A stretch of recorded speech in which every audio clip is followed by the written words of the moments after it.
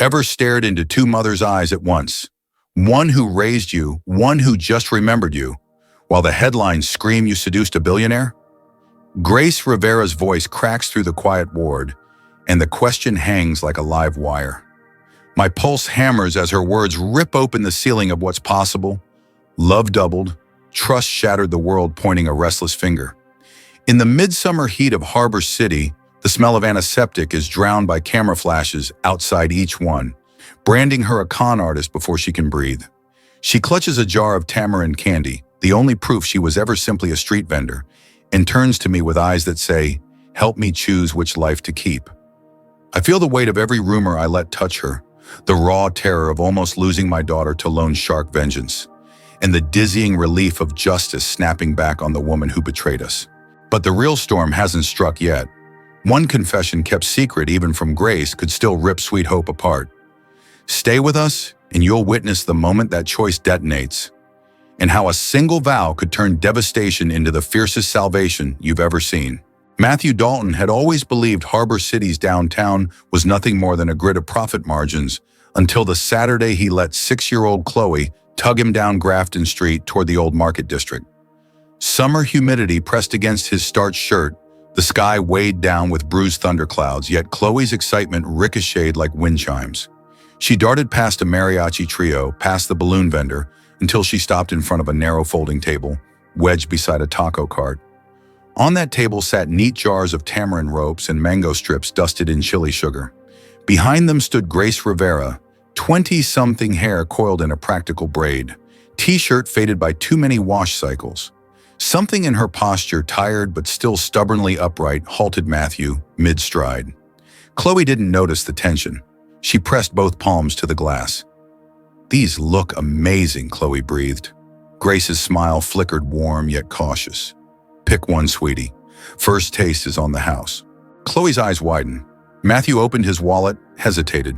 He had attended board meetings worth 9 figures without blinking, but the way Grace handled each jar as if it were fragile hope unsettled him. He paid cash for 2 jars and found himself lingering, hearing his own voice ask, "Do you make them yourself with my mom?" Grace said, lowering her eyes. I did. Mom's at Harbor City General. Chemo doesn't exactly leave room for confectionery shifts." A gust of wind tipped her receipts across the pavement, and Chloe chased them. Through the sudden swirl, Matthew heard, "She has cancer." He tried to discipline his face into neutrality. He felt ridiculous, Rolex flashing beside her taped price labels. Before he could respond, a fat raindrop burst on his cuff. Another followed. Vendors cursed, scrambling for plastic tarps. Lightning cracked above Old Trinity Church's spire, and thunder rolled like an oncoming subway. Chloe yelped when the taco cart canopy ripped loose. In that split second, a memory flashed Emily, his late wife, laughing in a storm, and Matthew acted. He shrugged off his designer jacket, draped it over Chloe's shoulders, and joined Grace in wrestling the flimsy table beneath a neighboring awning.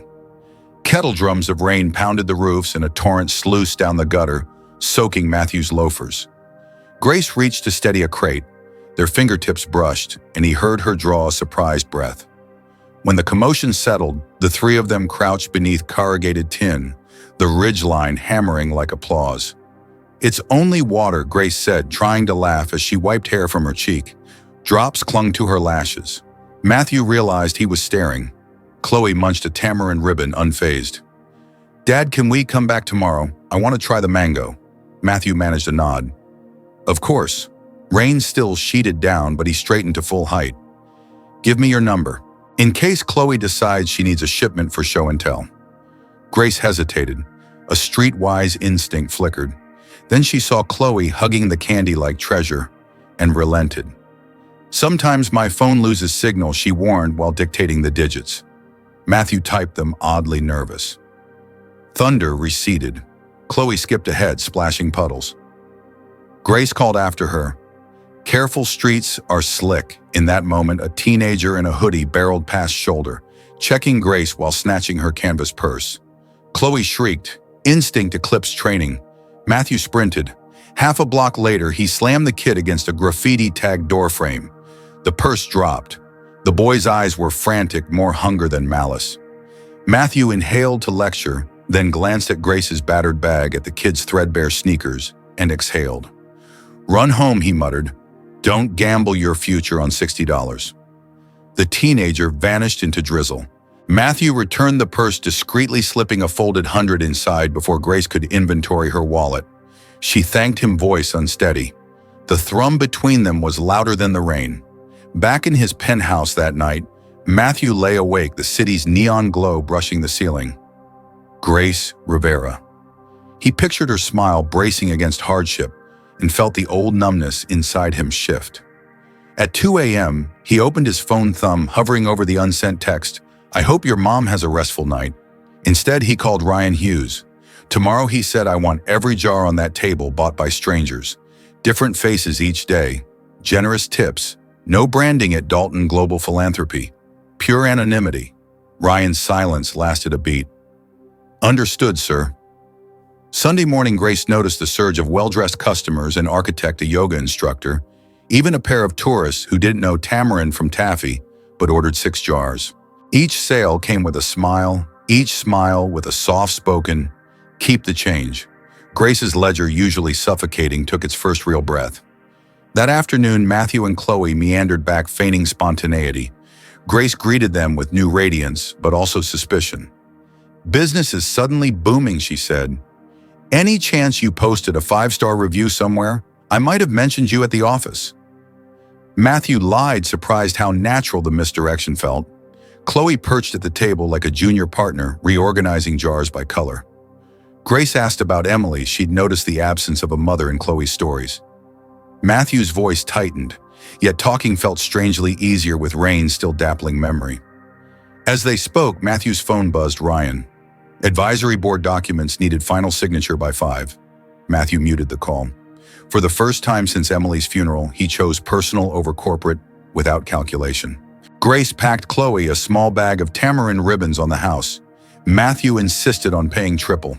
When she refused, he placed the bills in the tip jar and folded her fingers over the lid. Warmth pulsed through his hand into hers. Driving home, Chloe chattered about launching a candy empire. Matthew, half listening, glimpsed Grace's reflection in the rearview mirror of memory and felt a flicker of something terrifying possibility. Yet possibility carried weight. He pictured Emily's parents, the board shareholders, the business press. What would they say when the Dalton name mingled with the street vendors? He had never cared about gossip until he discovered he might. At dawn, Ryan texted, "Mission succeeded. 20 jars all sold. Grace's supply is shrinking fast. Need restock." Matthew surprised himself by typing, "Teach her how to invoice bulk orders. Pay her market rate plus 20%. He deleted the message before sending. He saw Emily smile, the cautionary ghost reminding him that good intentions can twist into obligations, and obligations can suffocate. He toggled the screen off. Choice roiled inside him: intervene openly and risk humiliating Grace, or hide behind charity and risk deceit. By sunrise, he still hadn't decided. Meanwhile, in a cramped apartment above the Old Market District, Grace counted the day's earnings while Mary slept fitfully on the couch. Hospital bills lay fanned on the kitchen table like blackmail letters. Grace pressed the wad of cash to her chest, relief warring with shame. Who were these mysterious patrons? Was fate finally cutting her a break, or was some unseen string attached? Outside, thunder murmured again, as if the sky itself was whispering that every gift demands a reckoning. We'll dive into that reckoning soon, but first, if you were in Matthew's position, would you reveal your support to Grace or keep helping from the shadows? Let me know your take below, and if you're feeling the story so far, please tap that heart and hit like to keep the series alive. Whatever hope had blossomed beneath the rain-slick awning now flickered like a candle in window drafts. 2 weeks passed, and Matthew Dalton's anonymous patronage turned Grace Rivera's modest candy table into a daily spectacle. Briefcases jostling with backpacks, tourists filming TikToks as they sampled chili-dusted mango. Grace smiled, but each sale tightened an invisible noose around her ribs. Good fortune, she'd learned, always arrived with a bill stapled to its back. Across Harbor City in Dalton Tower's boardroom, that bill took human form. Vanessa Blake swept through the glass doors wearing a charcoal sheath dress and a smile sharp enough to cut rope. Since her sister Emily's death, she'd occupied the empty spouse seat on every committee, a guardian of legacy, or so she insisted. Today she carried a dossier. "Your quarterly summary," she announced, sliding the folder across the table. Her manicure tapped once, meaning open it. Matthew flipped the cover. Inside lay glossy screenshots, Grace's street stall, surrounded by affluent buyers, a printout of Grace's overdue medical bills, and a spreadsheet of suspicious wire transfers, 3 amounts each matching Grace's daily sales, but drawn from Dalton Global operating funds. Matthew's pulse faltered. "Where did you get these numbers?" "From your own servers," Vanessa said sweetly. "Audit flags popped after hours. Accounting assumed you authorized them, but no memo exists." She leaned in. "Matthew, people are already whispering. A billionaire funneling corporate cash to a pretty vendor in the market. It reads like a tabloid fairy tale, and fairy tales ruin stock prices. For a heartbeat, he tasted iron. He had paid Grace only with his personal card, hadn't he? Ryan Hughes would never breach protocol, unless someone forged Ryan's credentials. Unless someone inside Vanessa's perfume filled the silence. "End it before it reaches the press," she advised, then walked out, leaving her words to hiss like kettle steam. That evening, Matthew drove downtown alone, headlights sliding over cobblestones as dusk bruised the skyline. He rehearsed lines. "None of this is about pity, it's complicated. We should slow down," and hated every syllable. He found Grace rearranging jars under cafe lights, hair loose for once, looking younger and older all at once. "Hey," she greeted, cautious hope in her voice. Matthew couldn't answer immediately. He saw Chloe's coloring book on the corner of the table. Grace had kept it safe after Chloe forgot it days earlier. Family, he thought, and the word hurt. "We need to talk," he managed. Grace stiffened. "That line never ends well. I was handed documents, transfers under my name to your account. I need to know if the sentence died." When he saw her face collapse from confusion to outrage. "You think I hacked your company," she whispered. "Matthew, I've never logged into online banking without the library's Wi-Fi." Rain started again, light as static. She wrapped arms around herself. "If you're here to accuse me, at least be honest about it." He opened his mouth, but a ringtone shrieked from Grace's pocket. She glanced at the screen, color draining. Hospital. Mary's fever had spiked. An infection threatened to enter the bloodstream. They needed immediate surgery, cost estimate $25,000, and a surgical slot tonight at Harbor City General had just been bumped by an emergency trauma. Grace's knees buckled. Matthew caught her elbow. In that instant, audits, rumors, transfers vanished beneath a tidal pull, stronger than fear protect her. "Come on," he said, steering her toward his car. "We'll get your mother to St. Andrews." "The private hospital," her voice cracked. "Matthew, no, I can't." Grace, listen. He cupped her shoulders, forcing eye contact through tears. "This is not charity. This is me refusing to watch you suffer alone. Let me help." Sirens sliced the night as his driver raced them across town. But halfway there, a citywide blackout rolled through. Traffic lights died, storefronts winked out. Matthew cursed under his breath. Harbor City storm grids were decades old. St. Andrews backup generators would hold, but Harbor City General might be dark. He grabbed his phone. "Ryan, get my chopper on the tower roof now, and find Dr. Yang, orthopedic but moonlights in trauma. Tell him I'm doubling his endowment if he's airborne in 10. Grace stared. "You own a helicopter." "It owns me," he muttered, dialing again. Sleet hammered the windshield. Each redirection from dispatch felt like a lifetime, until rotor blades thundered overhead. They lifted Mary on a stretcher into the cabin, Grace clutching her mother's hand, Matthew shouting vitals through the comms. 23 minutes later, St. Andrew's surgical team rolled Mary inside. As the doors sealed, Grace sagged against the wall, every muscle finally allowed to tremble. Matthew stood beside her, soaked and silent. Guilt gnawed. He had doubted her integrity minutes before commandeering half the city to save her family. How fragile was trust, how foolish his priorities. Grace broke the hush. "Why would anyone say you sent me money? I barely make rent." He hesitated, then told her about Vanessa, about board murmurs, forged transfers, reputational crosshairs. Grace listened, expression hardening, not at Vanessa, but at the cowardice of money. "So I'm your scandal," she said softly. "Your dead wife's sister thinks I'm a convenient PR grenade. You're not a scandal. You're the first honest thing that's happened to me in years. Before she could answer, two men in hoodies barged through the corridor. One flashed a crooked smile. Grace Rivera. She froze. Why you owe Lenny Torres $8,000 plus juice, the taller one said. Clock hits midnight. Matthew stepped forward.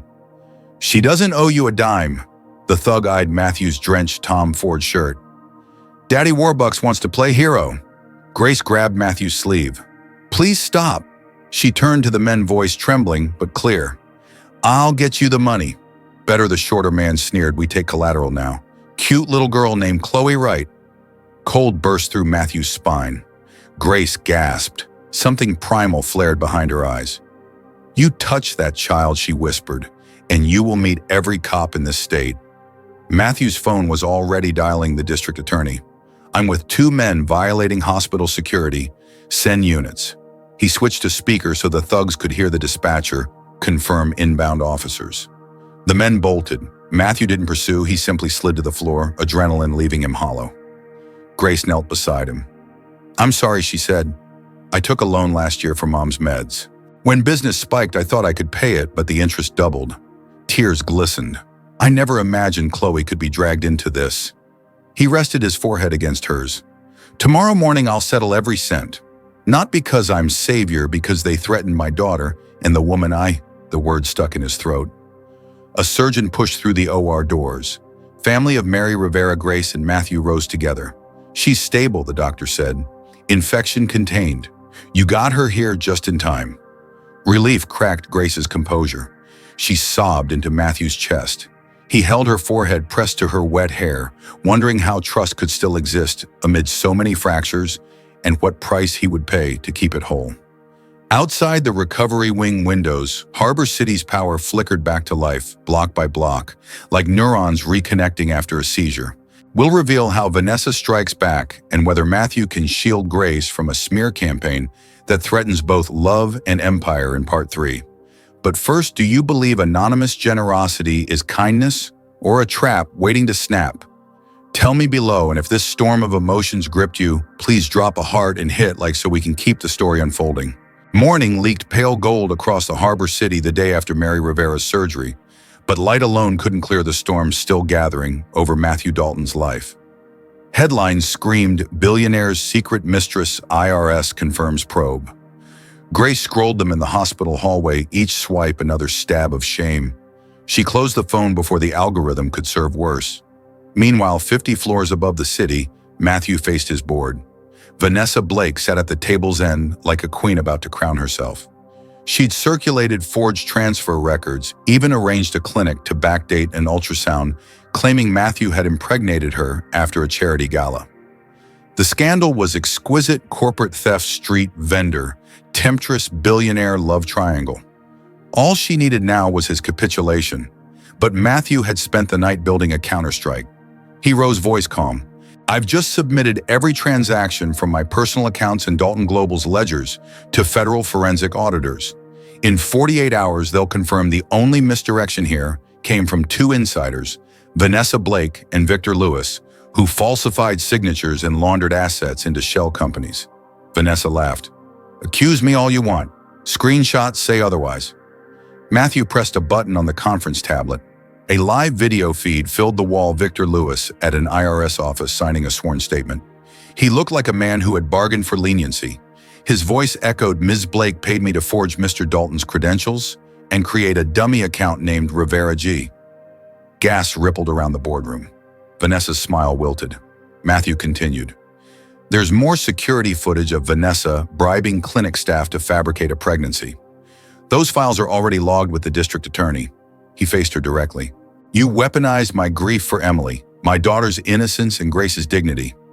Effective immediately, you're removed from every Dalton entity and civil action begins today. Vanessa's chair scraped back. For a heartbeat, she looked 12 years old, terrified of being found out.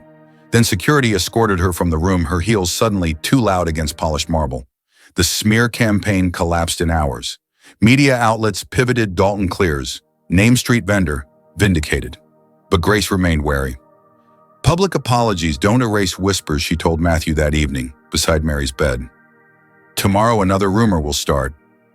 Then we outrun it, Matthew said. Not by hiding, by telling a bigger truth. Grace frowned. What truth? He slipped a folded document from his pocket. Official approval for the Sweet Hope Foundation endowment, seated at $5 million. We'll fund oncology care for families who can't afford a second opinion, and we'll train them to build micro-businesses like you did.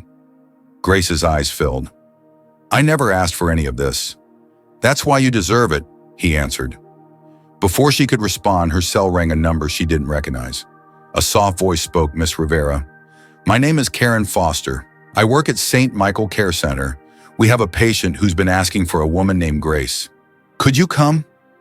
Grace's pulse stumbled. She almost ignored it, but something in the nurse's tone felt urgent yet kind. She told Matthew, who insisted on driving her. St. Michael's smelled of antiseptic and lavender sachets. Karen led them past dim rooms until they reached a quiet suite. Inside sat a frail woman in a wheelchair, eyes luminous despite the toll of illness. When she turned, Grace's breath caught. The woman's features were a fragile mirror of her own. Karen laid a gentle hand on Grace's back. 6 years ago, she survived a bus crash. Amnesia erased most memories except a child's name, Grace, and the conviction she'd lost that child. Last night, she saw your story on the news. She broke down saying, "That's her. That's my daughter." Grace's knees trembled.